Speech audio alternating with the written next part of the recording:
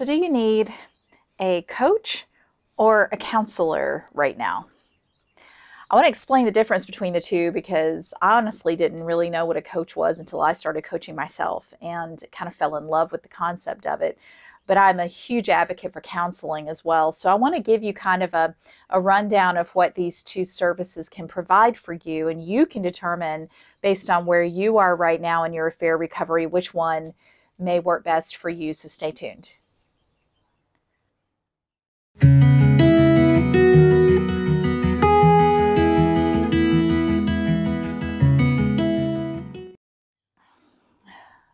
So if you're pretty early after D-Day and suffering through a great deal of emotion and things of that nature, counseling may be the best thing for you. Here's what counseling can do. And it can do a lot of things, but here's kind of its main function. Counseling is really, really great at helping us evaluate our past so that we can understand how we got to where we are right now. You know, like I'm traumatized. My husband had an affair. I thought everything was great. Counseling is a great place and a really safe space to look at the marriage before the affair. Was it great? I mean, were there areas in which the marriage maybe wasn't what it could be or what we thought it was?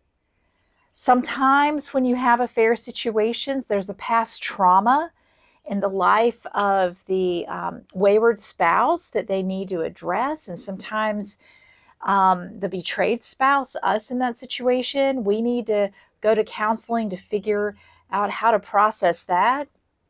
Some of us grew up in situations where we've been rejected quite a bit in our life. And so now that we have an affair, that just adds to the emotional and the psychological trauma of rejection. So things like that, counselors are phenomenal at helping us because it really helps to determine the kinds of things we need to work on in ourselves to be complete and whole.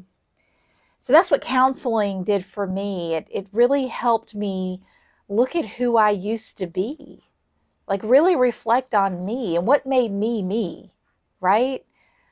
And that helped put things in perspective for me at the time. So that's counseling.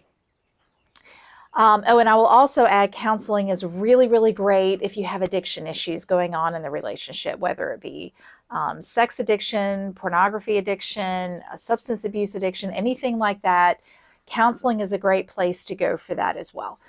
But coaching is different because what coaching does is it helps a person who's ready to move forward and attain goals and create for them the life they see. Because early on in the affair, I think a lot of people struggle seeing a great future. They are kind of in the midst of trying to figure out their present. And again, counseling may be a really great place for people in that scenario. But we get to a point, don't we? I did, where I was done. I didn't want to wallow in the past or wallow in the affair anymore. I was ready to move forward, and I was ready to do things for myself, to become the woman I wanted to be. It wasn't really about the marriage anymore. It was about me.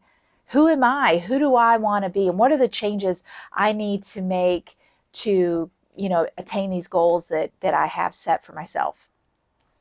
What a coach does in those scenarios is it helps formulate the goal that's attainable and measurable.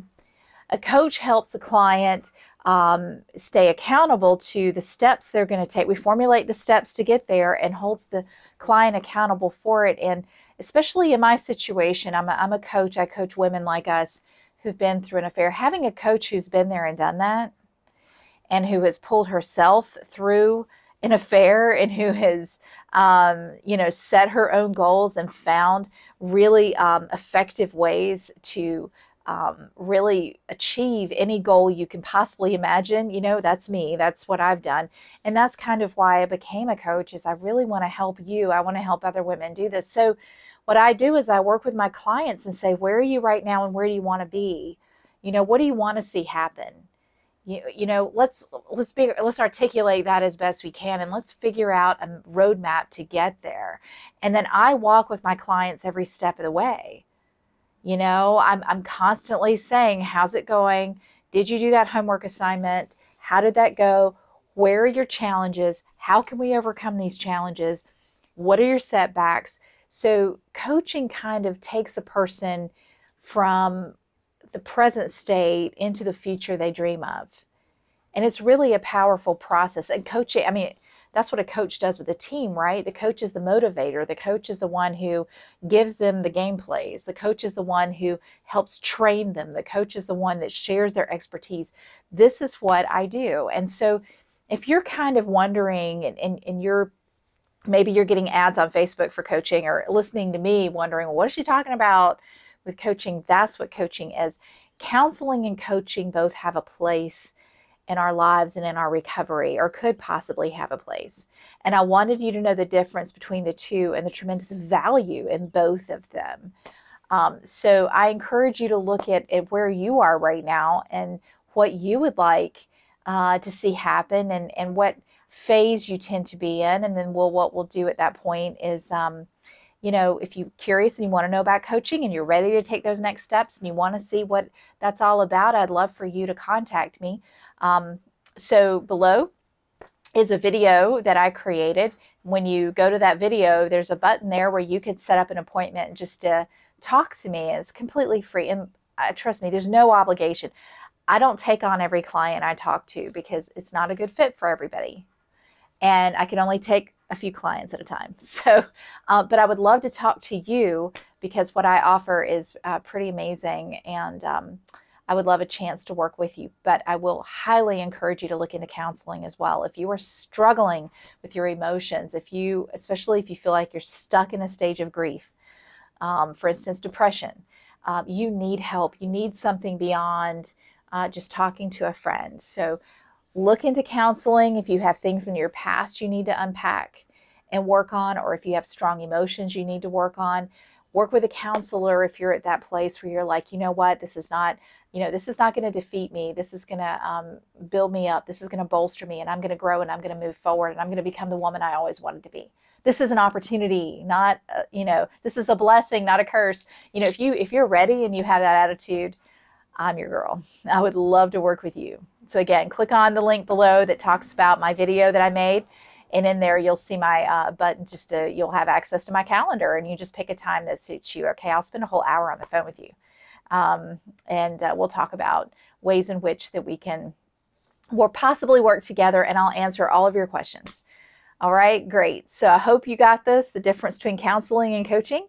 I hope this has been helpful to you. And I have some other stuff listed below. I have a private Facebook group I'd love for you to join. We talk about all kinds of things there. And I also have a free guide I created. So 3 links below, check them all out. And, contact me. I'd love to tell you more about coaching, and make sure that you reach out for help if you need it. If you need a counselor, my friend, find one. If you're ready for coaching, call me. But, let's do that call together. Okay. All right. Good luck with all of that. I hope this was helpful, and take care.